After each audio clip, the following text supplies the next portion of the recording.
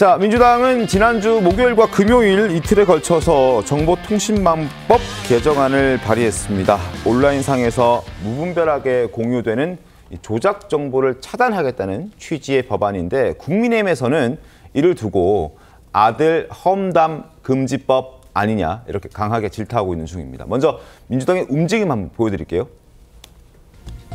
정보통신망법 개정안을 발의했습니다. 허위 조작 정보를 불법 정보에 포함시키겠다. 조인철 민주당 의원을 포함해서 이제 또 대표 발의를 했고요. 그리고 더불어민주당은 젓가락 발언 인용해서 보도한 기자 9명을 고발할 방침이라고 합니다.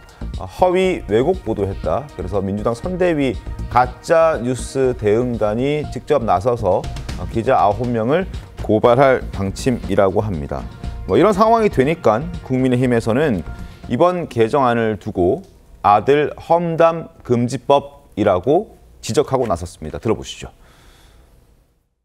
아들 험담 금지법, 정보통신법 개정안 보셨을 겁니다. 진시황식 현대판 분석 갱유입니다.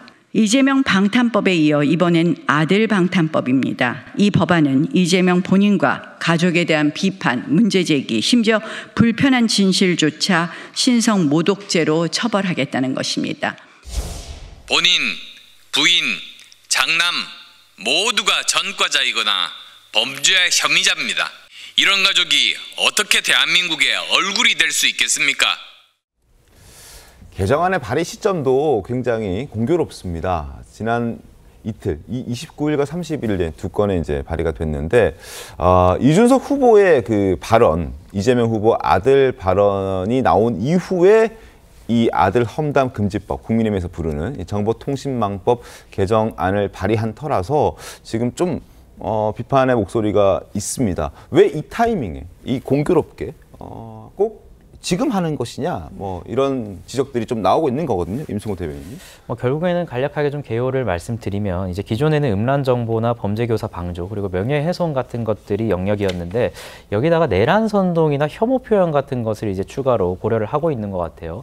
사실 법률을 만듦에 있어서는 명확성이 굉장히 중요합니다. 네. 근데 이 혐오 표현이라는 것은 어떤 것인지도 명확하지 않아요. 민주당에도 훌륭한 법조인들 많으실 텐데 이러한 어떤 명확하지 않은 표현에 대해서 처벌 가능성을 높이는 것 자체가 과연 본인들이 어떤 법적 양심에 한번 물어보셔야 될 것 같습니다. 과연 이것이 제대로 된 법안인지 물어보셔야 될 것 같고 결국에는 이런 지점이 있는 것 같습니다. 이준석 후보의 그 토론회에서 발언은 저희도 지속적으로 사과를 드리고 있습니다. 그 지속적으로 사과를 드리는 부분은 이재명 후보와 가족과 관련된 발언일 수 있다 하더라도 네. 그것을 다소 덜 순화해서 인용한 그 자체에 대해서는 계속해서 사과를 드리고 있고 이제는 이재명 후보와 이재명 후보 아들에 대한 검증의 시간이 온 겁니다.